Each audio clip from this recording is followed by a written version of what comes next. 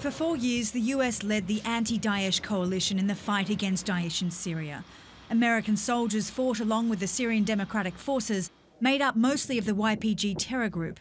With airstrikes and ground forces, they retook much of the territory held by Daesh in Syria.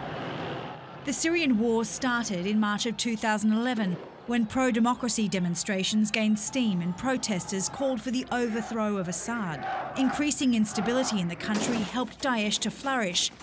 Then US President Barack Obama called for Assad to step down and issued sanctions. Obama said the use of chemical weapons by Assad as a red line would draw US retaliation. He was later criticised for not making good on the promise after the regime used chemical weapons in 2013.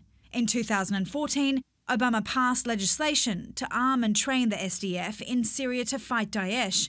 The US also carried out airstrikes against the terror group. By the end of 2015, 50 US soldiers entered Syria.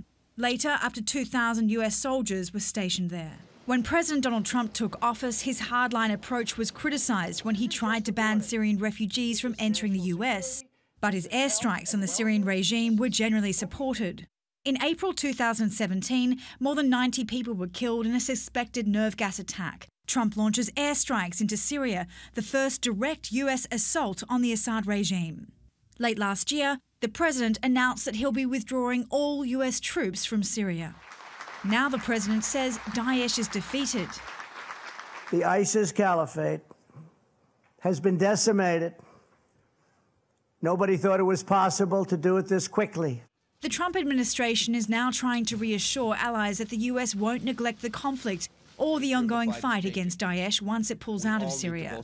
It says the US is switching tactics from military to diplomatic support, both of which have had some positive results for the Assad regime. By closing in on Daesh, it's eliminated one of Assad's most dangerous enemies, and by leaving, it's left space for the regime to reclaim parts of the country it had lost.